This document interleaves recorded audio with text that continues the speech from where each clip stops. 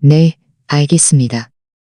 당신은 섬세함과 인간적인 깊이가 어우러진 스타일로 인물의 고뇌하는 내면, 시적인 배경, 그리고 날카로운 언어로 유명하며 외국 스토리를 자연스럽게 한국화하는 능력을 지닌 한국 단편 서사, 사회심리, 회고록 전문 작가이시군요.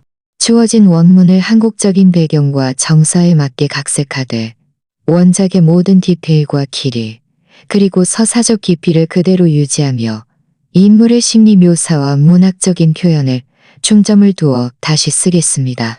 강준, 벌써 5년인데 제발 한 번만 제 설명을 들어주시면 안 될까요? 임지은 씨가 제 앞에서 울음 섞인 목소리로 애원했다. 눈가는 마치 토끼처럼 붉게 충혈되어 있었다. 나는 걸음을 멈추고 눈앞의 여인을 바라보았다. 그녀는 예전보다 훨씬 말라 있었고 한때 곱게 가꾸었던 얼굴에는 잔주름이 숨겨지지 않았다. 몸에 걸친 샤넬 정장은 그녀의 조치함과 어울리지 않는 듯 털렁해 보였다. 내가 기억하는 늘 단정하고 우아하며 품이 있던 사모님과는 전혀 다른 모습이었다. 나는 그녀의 어깨 너머로 시선을 들어 멀지 않은 곳에서 몇몇 의약계 거물들과 웃음꽃을 피우고 있는 남자를 보았다. 김민준. 그는 내 시선을 느낀 듯 이쪽을 흘끗 보더니 입가에 희미한 도발적인 미소를 띄었다. 그리고는 자연스럽게 잔을 들어 승희자처럼 내게 흔들어 보였다. 내 마음속에서는 싸늘한 비웃음이 터져나왔다. 나는 시선을 거두어 다시 임지은 씨의 백구처럼 눈물 어린 얼굴에 고정했다. 5년이라 참 쉽게도 말씀하시네요. 5년 전 그날 오후 햇살은 오늘처럼 좋았다. 병원 정원의 거대한 플라타너스 나무 사이로 얼룩덜룩한 그림자를 들이우고 있었다.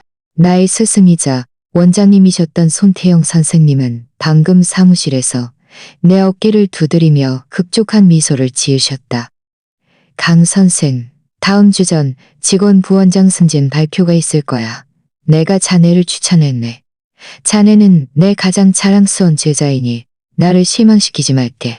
나는 밤낮으로 심혈을 기울여 완성한 연구 보고서를 쥐고 있었다. 너무나 감격스러워 손끝이 떨릴 지경이었다. 사무실 건물을 나와 주차장으로 향하려던 나는 왠지 모르게 그 고요한 정원 안으로 발걸음을 옮겼다. 그리고 나는 평생 잊지 못할 장면을 목격했다. 나의 사모님, 임지은 씨. 나를 만날 때마다 늘 다정하게 강 선생이라고 부르며 심지어 내 하얀 가운의 단추를 직접 채워주기도 했던 그 여인이 다른 남자에게 뒤에서 허리를 안겨 있었다. 그 남자는 나의 동료이자 가장 큰 경쟁자였던 김민준이었다. 김민준은 그녀의 목덜미에 얼굴을 묻고 목소리는 흐릿했지만 탐욕이 가득했다. 지은 씨, 도대체 언제 그 사람하고 헤어질 거야? 임지은 씨는 저항하지 않았다. 그녀는 심지어 고개를 살짝 돌려 김민준의 입술이 자신의 뺨에 닿는 것을 허락하며 한숨 쉬듯 말했다. 좀 더 기다려줘. 손 원장님 몸이 안 좋으시잖아. 이런 충격은 견디지 못하실 거야. 또 그 소리야? 김민준은 불만스럽게 팔을 조여왔다. 도대체 그 사람을 사랑하는 거야. 나를 사랑하는 거야. 임지혜 씨는 몸을 돌려 김민준의 얼굴을 두 손으로 감싸쥐고 발돋움하며 깊이 입을 맞췄다. 그 키스는 끈적하고 몰입적이었다. 햇살은 나뭇잎 사이를 뚫고 들어와 그들 위에 정확히 쏟아졌고 마치 한 편의 아름다운 영화 속 한 장면처럼 보였다. 그리고 나는 20m 떨어진 그림자 속에 서서 우스꽝스러운 바보처럼 그 모습을 지켜보고 있었다. 휴대폰 카메라가 소리 없이 그 순간을 기록했다. 나는 달려나가지 않았다. 소리 지르며 따져 묻지도 않았다. 다만 스승님의 인정으로 뜨거웠던 내 심장이 한순간에 얼어붙는 것 같았다. 나는 묵묵히 몸을 돌려 병원을 나섰다. 일주일 후 나는 눈앞에 놓인 부원장 자리를 거절하고 사직서를 제출했다. 해외 연수를 명목으로 내가 8년간 피땀 흘려 일했던 이 도시를 떠났다. 나는 아무에게도 진실을 말하지 않았다. 특히 나를 친자식처럼 아껴주셨던 손 원장님께는 더욱 그랬다. 이 진실이 그분의 목숨을 앗아갈 것이라는 것을 알고 있었기 때문이다. 그리고 지금 5년 후 임지은 씨가 나를 막아서며 왜 자신의 설명을 들어주지 않느냐고 울부짖었다. 나는 그녀를 보며 갑자기 모든 것이 우스꽝스러웠다. 나는 천천히 그녀가 꽉 쥐고 있던 손에서 팔을 빼냈다. 그리고 주머니에서 새하얀 손수건을 꺼내 그녀가 만졌던 곳을 꼼꼼히 닦았다. 그녀가 보는 앞에서 나는 그 손수건을 옆 쓰레기통에 던져 넣었다.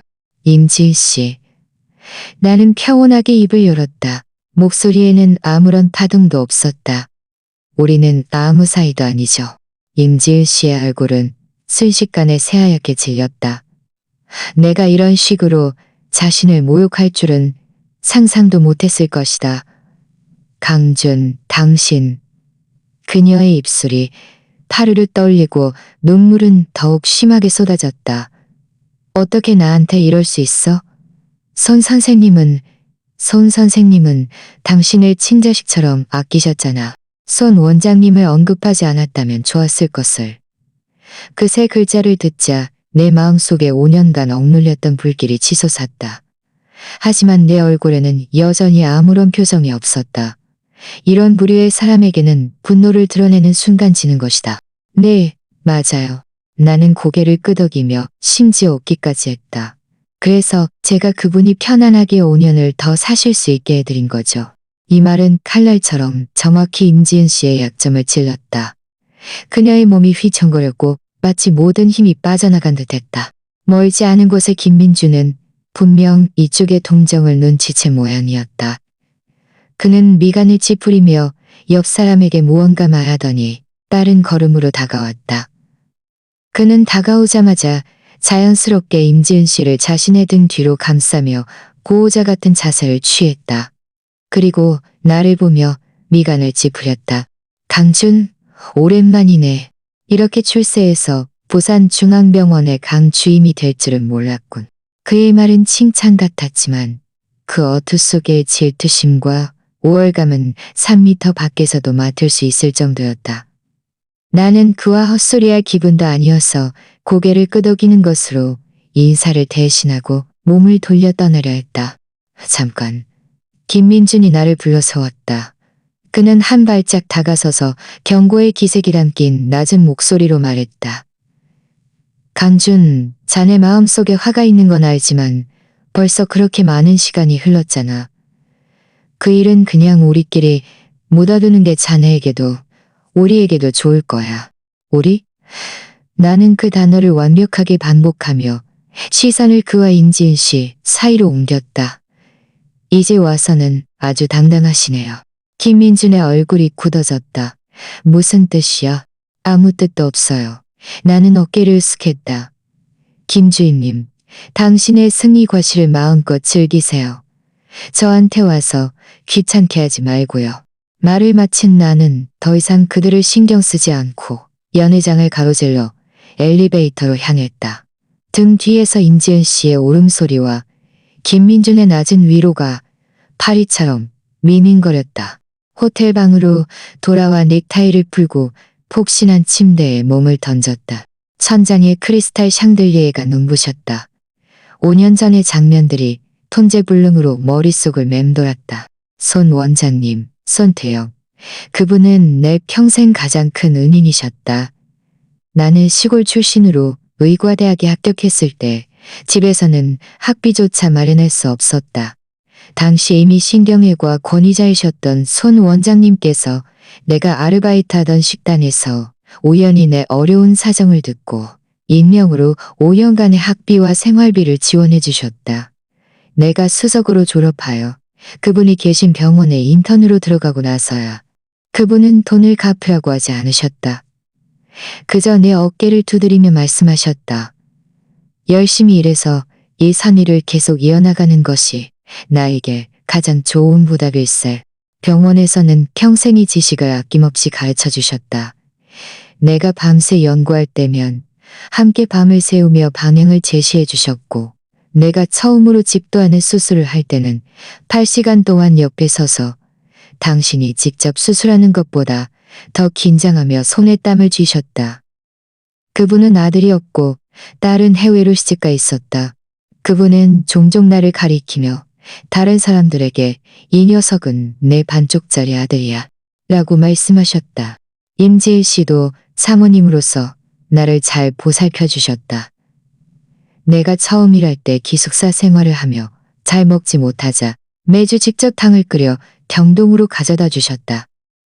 겨울에 내가 옷을 얇게 입고 다니는 것을 보고는 손 원장님의 낡은 털실로 직접 스웨터를 짜주시기도 했다. 그때 나는 정말 그분들을 나의 재생 부모님처럼 여겼다. 나는 평생 그분들 곁에 남아 손 원장님의 의학적 업적을 위해 평생을 바치고 그분들의 노년을 보살필 것이라고 생각했다. 심지어 나는 순진하게도 언젠가 성공하면 손 원장님 부부를 내가 산 큰 집으로 모셔서 편안하게 여생을 보내게 해드려야겠다고 생각했다. 그날 정원에서 그 장면을 보기 전까지는 말이다. 그 감정은 단순히 배신당한 것이 아니라 신념의 붕괴와도 같았다. 내가 신처럼 존경했던 사모님, 그 온화하고 선량하며 완벽해 보이던 여인이 남편의 등 뒤에서 다른 남자와 부둥켜 안고 있었다니. 게다가 그 남자는 남편의 가장 아끼는 제자의 숙적이었다. 그때 내 첫 번째 생각은 그 사진을 그들 얼굴에 던지는 것이었다. 하지만 손 원장님의 건강을 생각하니 망설여졌다. 그분은 심각한 심장병을 앓고 계셨고 스텐트 2개를 삽입하셨다. 의사는 그분이 어떤 큰 충격도 받아서는 안 된다고 했다. 이 진실은 그분에게 틀림없이 치명적일 것이었다. 그래서 나는 가장 비겁하지만 유일하게 선택할 수 있는 길을 택했다. 나는 떠났다. 나는 5년의 시간을 들여 나 자신을 타국으로 추방했다. 죽을 힘을 다해 공부하고 연구하고 논문을 발표했다. 한주치의에서 해외 최고 병원의 객원 교수가 되었고 부산중앙병원의 신경외과 주임으로 특채로 영입되어 돌아왔다. 나는 내가 과거를 완전히 묻어버릴 만큼 충분히 강해졌다고 생각했다. 하지만 오늘 임지일 씨와 김민준의 등장은 내가 직접 쌓아 올린 무덤을 파헤치는 쇠망치 같았다. 내 심장에 5년간 박혀있던 가시가 다시금 옥신거리기 시작했다. 휴대폰이 한 번 울렸다. 모르는 번호에서 온 문자였다. 강준, 부탁이야. 우리 얘기 좀 하자. 호텔 아래층 카페에서 기다릴게. 지은. 나는 그 문자를 보며 눈빛이 점점 차가워졌다. 얘기 좀 하자고? 좋아. 나도 그 깨같은 남녀가 내가 떠난 후에 어떻게 뻔뻔하게 손 원장님의 모든 것을 누렸는지 아주 궁금했거든. 나는 침대에서 일어나 옷매무새를 정리하고 침착하고 냉철한 강 주임의 모습으로 돌아왔다. 피할 수 없다면 당당하게 맞서는 수밖에. 어떤 빚은 5년이나 늦어졌으니 이제는 갚아야 할 때였다. 카페에서 임지은 씨는 가장 구석진 자리를 택해 앉아 있었다. 그녀 앞에는 카푸치노 한 잔이 놓여 있었는데 한 모금도 마시지 않아 거품이 이미 가라앉아 있었다. 내가 다가는 것을 보자 그녀는 구명줄이라도 잡은 듯 벌떡 일어섰다. 강준, 왔어? 나는 그녀의 맞은편 의자를 당겨 앉았다. 몸을 뒤로 기대고 팔짱을 낀 채 멀찍이 떨어져 그녀를 신문하는 듯한 자세를 취했다. 말해봐요, 임지은 씨. 시간 없어요. 내 호칭에 그녀의 얼굴은 또다시 창백해졌다. 그녀는 다시 앉아 두 손을 긴장하여 비비꼬았다. 손가락 마디가 하얗게 질릴 정도였다. 강준, 그때 그 일은 오해였어요. 그녀가 입을 열었다. 목소리는 메말라 있었다. 오해? 나는 눈썹을 치켜떴다. 그녀의 말에 웃음이 나올 뻔했다. 허리를 안고 애정 어린 포옹을 한 것도 오해인가요? 임지일 씨, 저를 3살짜리 아이로 보나요? 아니면 제가 눈이 멀었다고 생각하나요? 아니에요. 당신이 생각하는 그런 게 아니었어요. 그녀는 필사적으로 변명했다. 그날 김민주는 그저 저를 위로해 주던 중이었어요. 위로? 나는 비웃었다. 입술로 위로하는 건가요? 당신들 신경외과의 위로 방식은 참 특별하네요. 내 말은 따귀처럼 그녀의 얼굴을 때렸다. 그녀의 얼굴은 붉어졌다가 하얗게 질렸다. 그녀는 아래 십술을 깨물었고 눈가는 다시 눈물로 촉촉해졌다. 저는 손 선생님과의 관계가 이미 그때부터 문제가 있었어요. 그분은 마음속에 오직 수술, 환자, 그리고 연구 과제뿐이었어요. 저한테는 전혀 신경 쓰지 않았죠. 제 생일도 잊어버리고 결혼기념일에는 회의 중이셨어요. 제가 아플 때는 전화 한 통으로 비서에게 저를 병원에 데려다 주라고 했을 뿐이에요. 그녀는 마치 자신이 온갖 살움을 당한 사람인 양 불평하기 시작했다. 당신은 제가 그 텅 빈 집을 혼자 지키면서 얼마나 외롭고 고통스러웠는지 아나요? 그분이 모든 열정을 당신에게 쏟아붓는 것을 보면서 제가 얼마나 질투했는지 아냐고요? 그래서 그게 당신이 바람 피운 이유인가요? 나는 그녀의 말을 끊었다. 그분이 일에 바빴기 때문에, 그분이 저에게 잘해줬기 때문에, 그래서 당신은 뻔뻔하게 그분에게 뿔을 달아줘도 된다는 건가요? 아니에요. 그녀가 소리쳤다. 주변 사람들이 모두 이쪽을 쳐다보았다. 그녀는 즉시 목소리를 낮추고 몸을 앞으로 기울이며 애원하듯 나를 바라보았다. 강준, 제발 부탁이에요. 저를 그렇게 보지 마세요. 그때 저는 그저 어리석었을 뿐이에요. 김민준, 그 사람이 늘 저와 함께 있어주고 위로해줘서 제가 그만. 그러니까 결국은 손 원장님이 당신에게 잘못한 거고 김민준이 당신을 유혹한 거고 당신은 가장 순결한 백년아라는 건가요? 나는 그녀의 위선을 가차없이 꿰뚫었다. 소설 속에서 이런 여자들을 너무 많이 봤어요. 언제나 자신의 잘못을 남에게 떠넘기죠. 그녀는 내 말에 아무 말도 하지 못하고 그저 무기력하게 고개를 저으며 눈물을 뚝뚝 흘렸다. 강준, 우리도 인연이 있었잖아요. 손 선생님도 당신을 그렇게 아끼셨는데 왜 저를 용서해주지 못하는 거죠? 용서해주라고요? 나는 그녀를 바라보았다. 내 눈빛은 얼음처럼 차가웠다. 임지일 씨, 당신은 한 가지를 착각하고 있어요. 처음부터 당신을 용서하려 했던 사람은 저였어요. 당신들이 스스로 저를 용서하지 못하게 만든 거죠. 만약 당신들이 오늘 먼저 나서지 않았다면 저는 당신들의 역겨운 얼굴을 다시는 보고 싶지 않았을 거예요. 말을 마친 나는 자리에서 일어나 떠나려 했다. 가지마.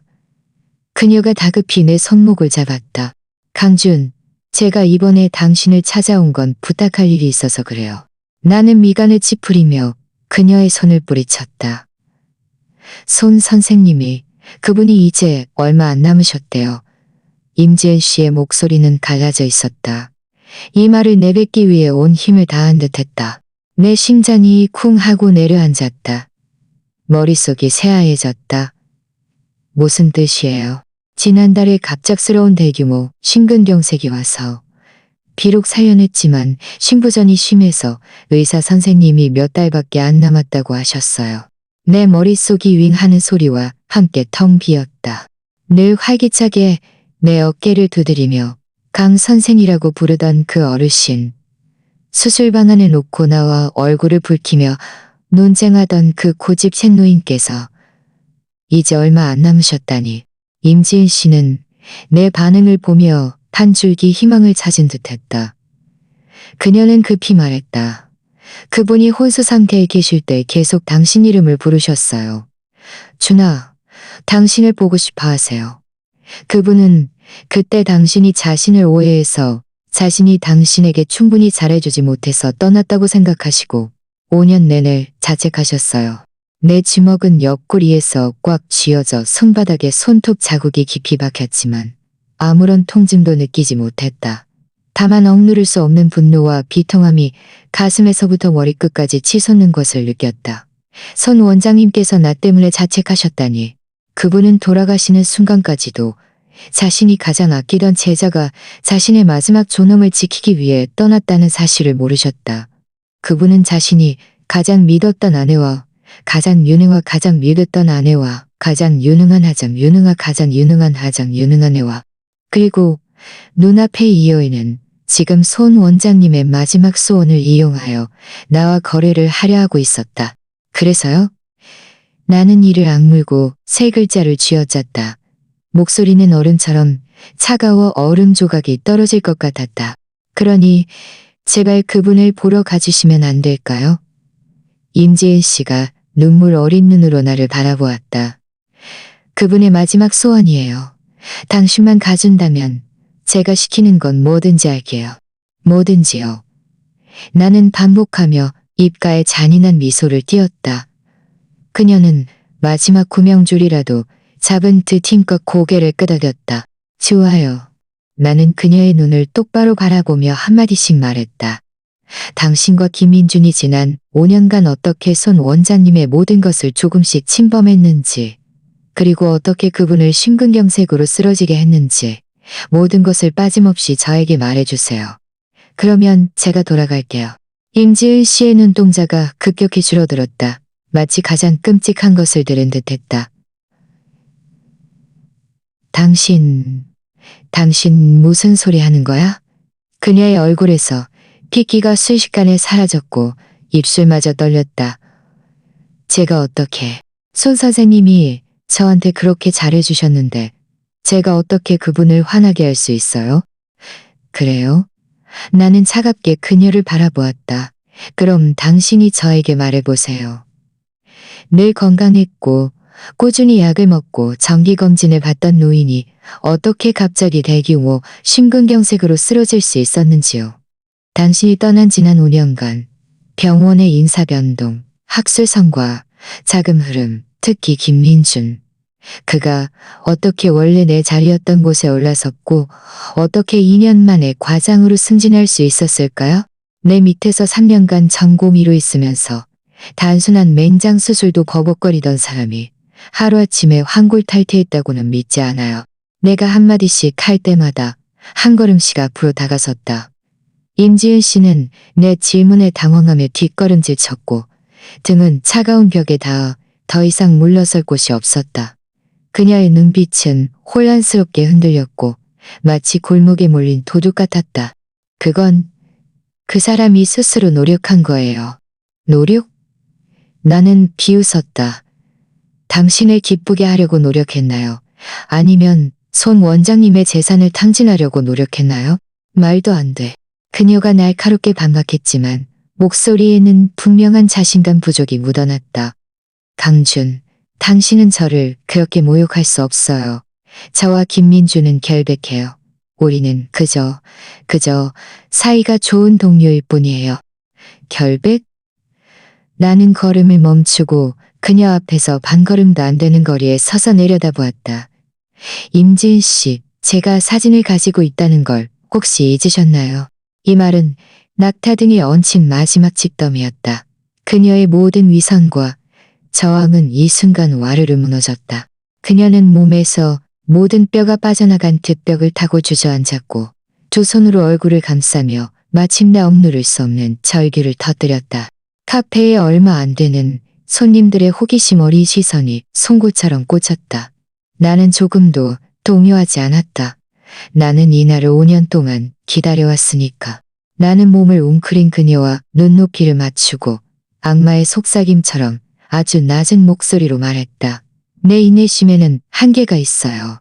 말하지 않는 것을 선택할 수도 있겠죠. 그럼 저는 직접 수원 원장님 병실로 찾아가서 물어볼게요. 아무리 아프셔도 정원에서 찍힌 그 사진을 보시면 분명 모든 진실을 힘껏 저에게 말씀해 주실 거예요. 당신 파렴치해.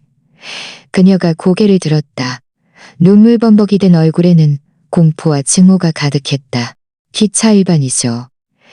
나는 무표정하게 일어서서 두 장의 티슈를 그녀 앞에 던져주었다. 닦아요, 눈물. 잘 생각하고 말해요. 저는 수술이 하나 남아있어요. 당신에게 1시간만 줄게요. 1시간 후에도 당신이 어떻게 말할지 결정하지 못했다면 저는 제가 알고 싶은 모든 것을 제 방식대로 알아낼 거예요. 말을 마친 나는 더 이상 그녀를 보지 않고 몸을 돌려 카페를 나섰다. 나는 그녀가 나를 것이라는 것을 알았다. 손 원장님 마음속에 남아있는 마지막 조금의 순수하고 고결한 아내의 이미지를 지키기 위해 그리고 손 원장님께서 돌아가시기 전에 자신을 미워하지 않도록 하기 위해 그녀에게는 다른 선택지가 없었다. 호텔 방으로 돌아와 거대한 통유리창 앞에 서서 아래로 흐르는 도시의 차량 행렬을 바라보았다. 하지만 내 마음속에는 복수의 쾌감은커녕 오직 차가운 황량함만이 가득했다. 손 원장님, 죄송합니다. 좋은 추억만 안고 가시게 해드리고 싶었지만 그들은 그럴 자격이 없었어요. 40분도 채 되지 않아 휴대폰이 울렸다. 임지은 씨였다. 그녀의 목소리는 갈라져 있었지만 체념한 듯 평온했다. 말씀드릴게요. 당신 방문 앞에 와 있어요. 내가 문을 열자 임지은 씨가 유령처럼 서 있었다. 그녀의 얼굴에는 이미 눈물 자국도 없었고 오직 잿빛에 죽은 듯한 표정만이 남아 있었다. 들어와요. 내가 말했다. 그녀는 방으로 들어왔지만 앉지 않고 나를 등지고 창밖을 바라보았다.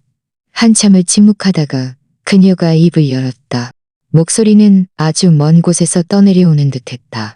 당신이 떠난 후 손 원장님은 큰 충격을 받으셨어요. 사흘 밤낮을 서재에 틀어박혀 아무도 만나지 않으셨죠. 당신이 자신을 원망해서 당신을 승진시키려고 너무 많은 압력을 줘서 떠났다고 생각하셨어요. 김민준은 그때 정말 잘했어요. 그는 자발적으로 당신의 모든 업무를 떠맡았고 매일 손 원장님을 찾아가 위로해드렸죠. 바둑도 두고 농담도 해드렸어요. 강준이 선생님을 스승으로 인정하지 않는다면 제가 인정할게요. 제가 선생님의 아들이 될게요. 라고 말했죠. 이 말을 듣자 내 마음속에서 격렬한 감정이 휘몰아쳤다. 내가 당신의 아들이 될게요라니 정말 기가 막힌 연극이었다. 손 원장님은 천천히 그를 받아들이셨어요. 임지은 씨의 목소리는 아주 작았고 마치 남의 이야기를 하는 듯했다. 당신이 떠난 다음에 병원에 다시 인사이동이 있었어요. 손 원장님은 원래 당신에게 주려던 부원장 자리를 김민준에게 주셨죠. 저도 옆에서 부추렸어요. 김민준이 아이는 강준 씨처럼 모나지 않고 듬직하다고 말했죠. 그녀는 마침내 인정했다. 부원장 자리를 얻자 김민준의 길은 훨씬 순탄해졌다. 그는 중요한 프로젝트들을 맡기 시작했고 과장을 대표하여 회의에도 참석하기 시작했다. 손 원장님은 연세가 많아지셔서 힘이 붙이셨고 점차 그에게 권력을 넘겨주셨다. 그들은 언제 손 원장님의 돈에 손을 댔나요? 내가 차갑게 물었다. 임지은 씨의 몸이 순간 굳었다. 3년 전이에요. 김민준이 자기 사촌 동생이 의료기기 사업을 하는데 전망이 아주 좋다고 초기 자금이 부족하다고 했어요. 그는 손 원장님을 설득해서 집안의 모든 적금 1억 8천만 원을 투자하게 했죠. 1억 8천만 원. 그것은 손 원장님의 평생 모은 돈이나 다름없었다. 그분은 자신에게는 더없이 인색하셨고 하얀 가운 한 벌을 10년이나 입으면서도 아까워하셨다. 그분은 나중에 가난한 의대생들을 위한 장학재단을 설립하고 싶다고 말씀하셨었다. 그리고요. 그 돈은 다 날려버렸겠죠? 내 목소리에는 이미 살기가 서려 있었다. 네. 임지은 씨가 힘들게 한 글자를 뱉었다. 그 소위 사촌 동생이라는 사람은 돈을 들고 사라졌어요. 손 원장님은 그 사실을 알고 난 후 크게 앓으셨고 그때부터 몸이 급격히 나빠지셨어요. 그런데 김민준은요? 그는 모든 책임을 회피했어요. 자기도 속았다고 말하면서 심지어 2천만 원을 내놓으며 손 원장님 손실을 메워주겠다고 했죠. 하지만 그 2천만 원도 손 원장님의 돈으로 관계자들을 매수해서 따낸 연구 과제비였어요. 정말 기가 막히는 김민준이군요. 정말 치밀하고 빈틈이 없네요. 나는 눈을 감고 깊이 숨을 들이쉬며 가슴 속에 거대한 분노를 억지로 눌렀다. 심근경색은요? 심근경색은 어떻게 된 일이에요? 나는 마지막이자 가장 중요한 질문을 던졌다. 임지일 씨는 침묵했다. 이번에는 무려 1분 동안 침묵했다. 내가 인내심을 잃어갈 무렵 그녀는 갑자기 몸을 돌려 나를 바라보았다. 그녀의 얼굴에는 절망, 공포, 그리고 후회가 뒤섞인 일그러진 표정이 떠올랐다. 저 때문이에요. 그날 김민준이 또다시 집에 와서 저에게 손 원장님과 이혼하라고 강요했어요. 우리는 사제에서 다투게 되었죠. 김민준은 더 이상 기다릴 수 없다고 당장 저와 결혼해서 손 원장님 집안의 모든 것을 당당하게 차지하고 싶다고 했어요. 제가 그에게 은혜를 모르는 놈이라고 욕하자 그는 웃으면서 이 모든 게 당신이 가르쳐준 것 아니냐고 말했어요. 그리고 손 원장님이 문을 열고 들어오셨어요. 그분은 모든 것을 들으셨죠. 임지은 씨의 목소리가 떨리기 시작했다. 마치 극도로 끔찍한 장면을 기억해내는 듯했다. 손 원장님은 문 앞에 서서 얼굴이 새하얗게 질리셨어요. 손에 들고 있던 자사호. 갓땅에 떨어져 산산조각 났죠. 그분은 우리를 가리키며 입술을 떨었지만 한마디도 하지 못하셨어요.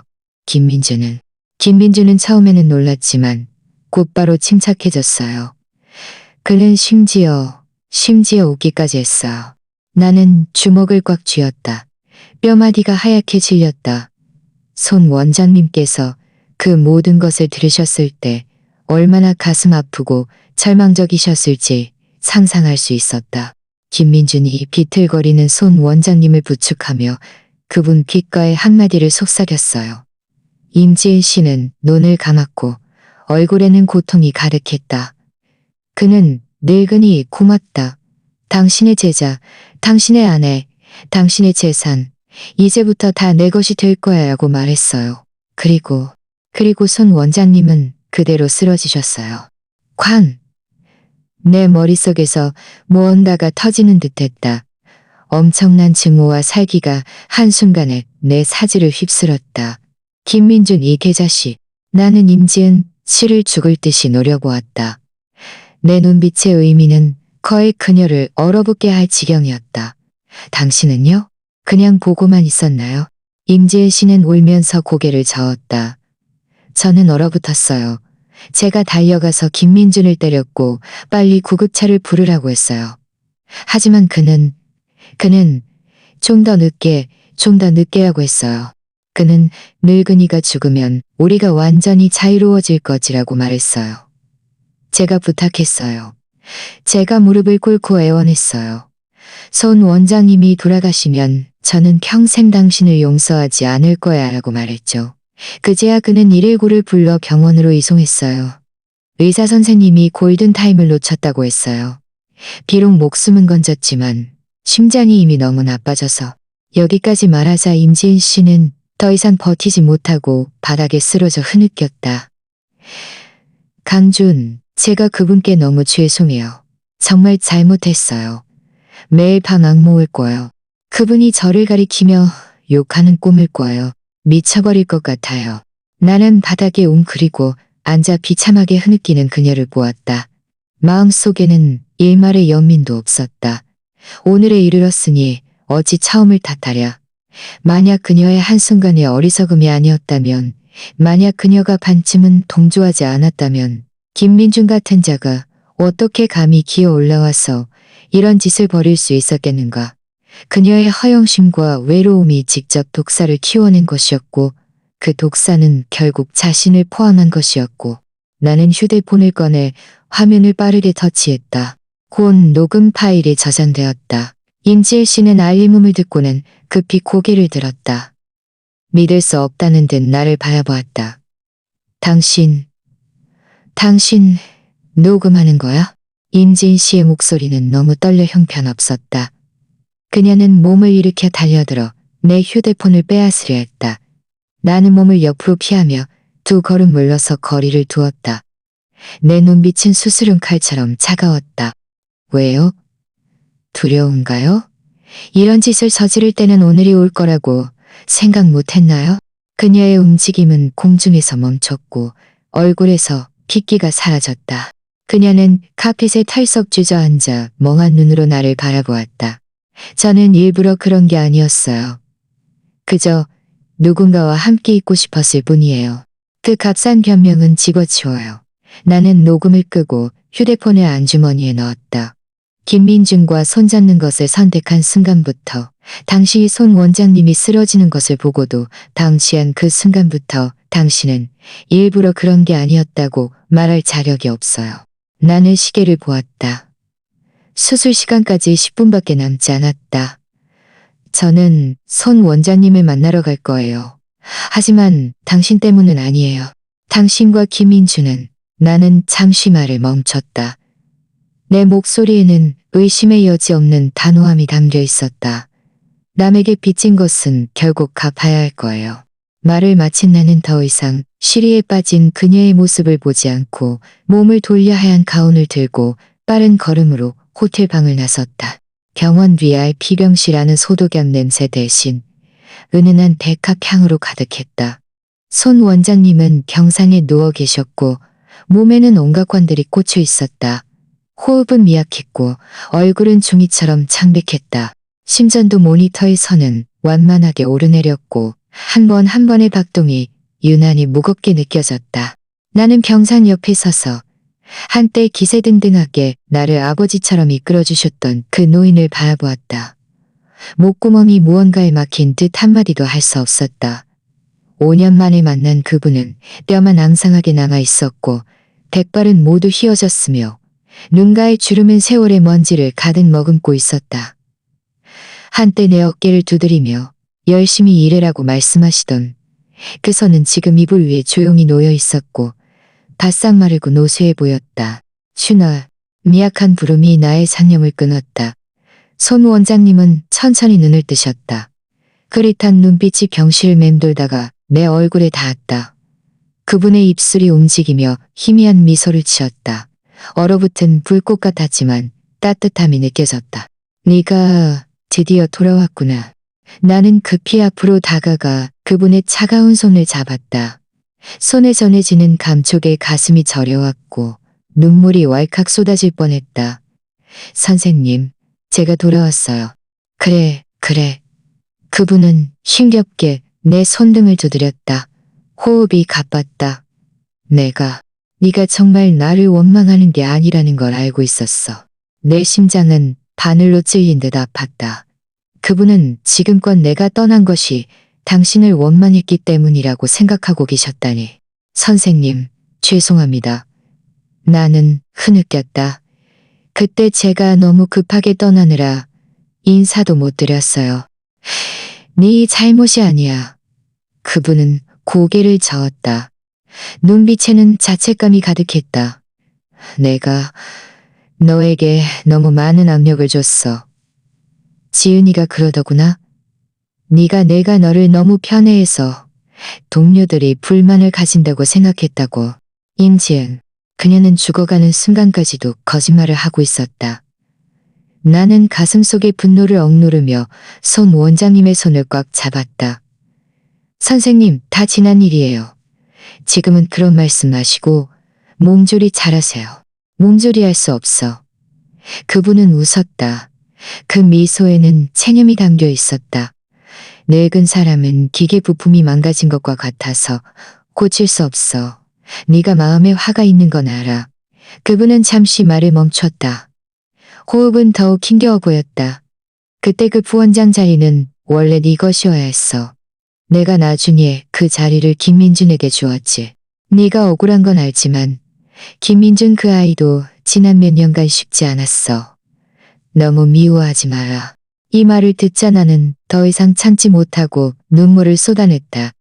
이 선량한 노인은 죽는 순간까지도 거짓 속에 갇혀 자신을 해친 사람들을 변호하고 계셨다. 선생님, 그 사람 변호하지 마세요. 나는 깊이 숨을 들이쉬며 진실을 말씀드리기로 결심했다. 그때 제가 떠난 건 억울해서도 원망해서도 아니었어요. 제가 주머니에서 휴대폰을 꺼내 5년간 묵혀두었던 그 사진을 찾아 조심스럽게 그분 눈앞에 내밀었다. 선생님, 이것 좀 보세요. 사진 속에는 임지은 씨와 김민준이 플라타너스 나무 아래서 뜨겁게 포옹하고 있었다. 햇살이 눈부셨고 그 장면은 더욱 눈부셨다. 손 원장님의 시선이 사진에 닿자 동공이 급격히 줄어들었다. 그분의 몸이 굳었고 호흡이 순식간에 가빠졌다. 심전도 모니터에서니 격렬하게 파동하기 시작했다. 이게 뭐야? 그분의 입술이 떨렸고 사진을 가리키는 손가락은 믿을 수 없는 충격과 고통으로 가득 찬 목소리였다. 선생님, 죄송합니다. 제가 5년간 당신을 속였어요. 나는 흐느꼈다. 그때 제가 이 장면을 봤어요. 당신이 충격받으실까봐 떠나기로 결심한 거예요. 이렇게 하면 당신이 편안하게 사실 수 있을 거라고 생각했지만 제가 미처 몰랐던 건 나는 녹음 파일을 재생했다. 임지은 씨의 목소리가 휴대폰에서 흘러나왔다. 그녀는 자신과 김민준이 어떻게 재산을 빼앗고 어떻게 손 원장님을 심근경색으로 쓰러뜨렸는지 모든 과정을 담담하게 이야기했다. 한마디 한마디가 망치처럼 손 원장님의 심장을 내리쳤다. 그분의 얼굴은 점점 창백해졌고 입술은 보라색으로 변했으며 가슴은 격렬하게 들썩였다. 한 모금의 피가 그분의 입에서 뿜어져 나와 하얀 이불 위에 뿌려졌다. 마치 처절한 탄송이 같았다. 선생님. 나는 당황하여 급히 호출벨을 눌렀다. 의사 선생님. 손 원장님은 내 손을 잡았다. 그분의 악력은 놀라울 정도로 강했다. 눈빛에는 거대한 증오와 끝없는 후회가 가득했다. 그분은 이를 악물고 한마디 한마디 쥐어짰다. 김민준, 임지은. 의사와 간호사들이 급히 달려와 신속하게 심폐소생술을 시작했다. 병실은 혼란으로 가득했고 심전도 모니터의 경고음이 날카롭게 울렸다. 나는 간호사에게 이끌려 병실 밖으로 나왔다. 안에서 바쁘게 움직이는 사람들의 모습을 보며 심장이 큰 손을 꽉 쥐인 듯 아파서 숨을 쉴 수가 없었다. 내가 잘못한 걸까? 어쩌면 진실을 말씀드리지 않고 좋은 추억만 안고 가시게 하는 것이 더 좋았을까? 내가 끝없는 자책에 빠져 있을 때 병실 문이 열렸다. 담당 의사가 마스크를 벗으며 고개를 저었다. 강주임님, 손 원장님께서 돌아가셨습니다. 내 몸이 휘청거렸다. 쓰러질 뻔했다.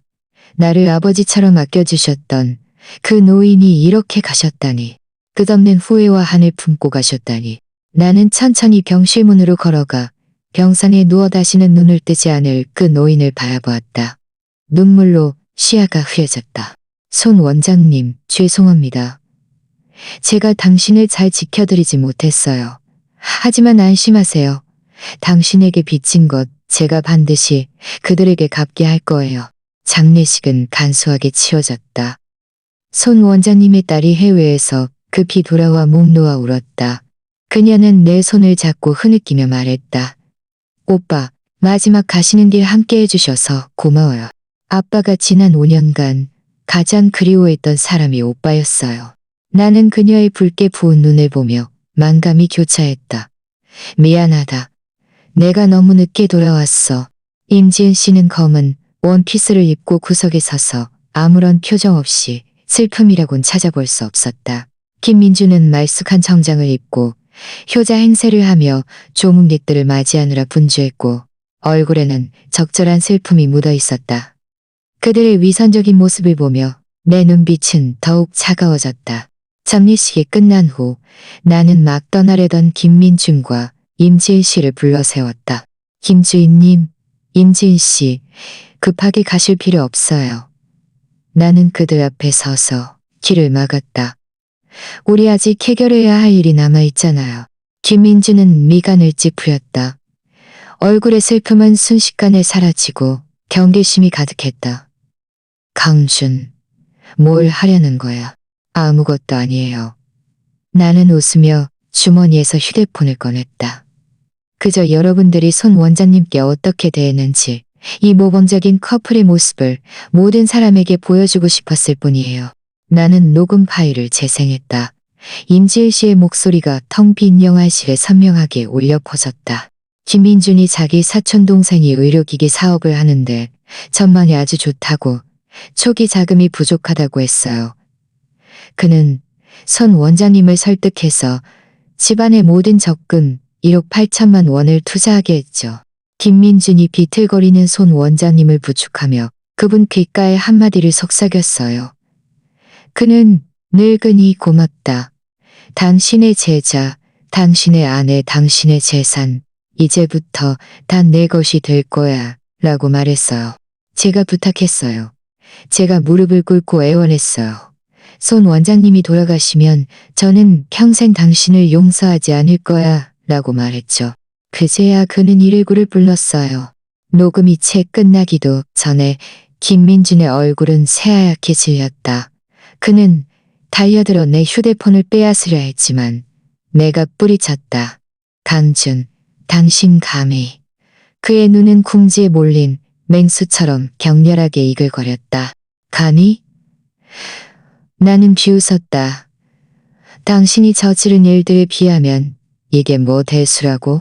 주변의 조문객들은 모두 경악했고 웅성거리기 시작했다. 김민준과 임지은 씨를 향한 시선에는 경멸과 분노가 가득했다. 손 원장님의 다른 분에서 온몸을 떨며 달려와 임지은 씨의 코앞에 대고 욕을 퍼부었다. 이런 더러운 년. 아빠가 너한테 그렇게 잘해줬는데 어떻게 이럴 수 있어. 임지은 씨는 얼굴이 새하얗게 질려 변명하려 했지만 한마디도 할 수 없었다. 그리고 너, 손 원장님의 딸은 다시 김민준을 향했다. 아빠가 너를 친아들처럼 키웠는데 이렇게 보답하는 거야? 이 은혜도 모르는 개자식아. 김민준의 얼굴은 붉어졌다가 하얗게 질렸다. 사람들의 손가락질 속에서 그는 비참해 보였다. 그는 오늘 이 일이 퍼지면 자신의 앞날이 완전히 망가질 것이라는 것을 알았다. 그는 나를 맹렬히 노려보더니 몸을 돌려 달아나려 했다. 내가 크게 외쳤다. 김민준, 당신이 도망칠 수 있을 것 같아? 나는 이미 준비해둔 다른 서류를 꺼내 그의 앞에 던졌다. 이건 당신이 연구비를 횡령하고 뇌물을 받고 학술 성과를 위조한 증거예요. 이미 병원 감사실과 검찰에 제출했어요. 그리고 당신과 임지혜 씨가 공모하여 손 원장님의 재산을 편취한 녹음 파일도 이미 함께 제출했습니다. 김민준은 바닥의 서류를 보며 몸이 휘청거렸고 그대로 주저앉았다. 그는 모든 것이 끝났다는 것을 알았다. 곧 경찰이 현장에 도착하여 김민준과 임지은 씨를 체포해 갔다. 임지은 씨는 끌려가면서 뒤를 돌아 나를 한번 바라보았다. 그녀의 눈빛에는 후회와 절망이 가득했지만 나는 조금도 동요하지 않았다. 이것이 그들이 받아야 할 마땅한 결과였다. 정의는 늦어질 수 있지만 결코 오지 않는 법은 없다. 보름 후 법원은 김민준에게 사기죄, 업무상 횡령죄, 뇌물수수죄, 대임죄를 적용하여 징역 10년을 선고했다. 임지은 씨에게는 사기죄, 방조죄를 적용하여 징역 3년을 선고했다. 병원에서도 김민준의 모든 직위와 명예를 박탈하고 의료계 블랙리스트에 올린다는 공고를 발표했다. 나는 손 원장님의 묘비 앞에 서서 판결문 사본을 불태워 그분께 바쳤다. 선생님 보세요. 악인들이 마땅한 벌을 받았어요. 나는 나지막이 말했다. 이제 편히 잠드세요. 바람이 묘역을 스쳐 지나가며 풀내음을 실어왔다. 햇살이 나뭇잎 사이를 뚫고 묘비에 새겨진 그 미소 짓는 사진 위에 쏟아졌다. 마치 노인께서 흡족하게 응답하시는 듯했다. 나는 부산중앙병원의 직책을 사임하고 손 원장님께서 일하셨던 병원으로 돌아왔다. 그리고 그분이 미처 완성하지 못하셨던 빈곤 의대생 장학재단 프로젝트를 이어받았다. 나는 그분의 유지를 완성하여 이 선의를 계속 이어나갈 것이다. 한가할 때면 손 원장님의 딸을 찾아가 이야기를 나누기도 하고 한때 온화하고 선량했던 사모님을 떠올리며 그녀의 비참한 최후를 생각하기도 한다. 인간의 본성이란 이렇다. 한 생각에 천국이 있고 한 생각에 지옥이 있다. 어떤 실수는 일단 저지르면 다시는 되돌릴 수 없으며 어떤 정의는 비록 5년이 늦더라도 직접 실현해야 한다. 나는 병원 복도에 서서 오가는 의료진과 환자들을 바라보았다. 마음속은 평온했다. 앞으로의 길은 아직 멀지만 나는 손 원장님의 기대를 안고 계속 나아갈 것이다. 모든 환자를 잘 보살피고 모든 학생을 잘 가르쳐서 이 하얀 가운에 부끄럽지 않게 내 양심에 부끄럽지 않게 살 것이다. 이것이 손 원장님께 드릴 수 있는 가장 좋은 보답일 테니까.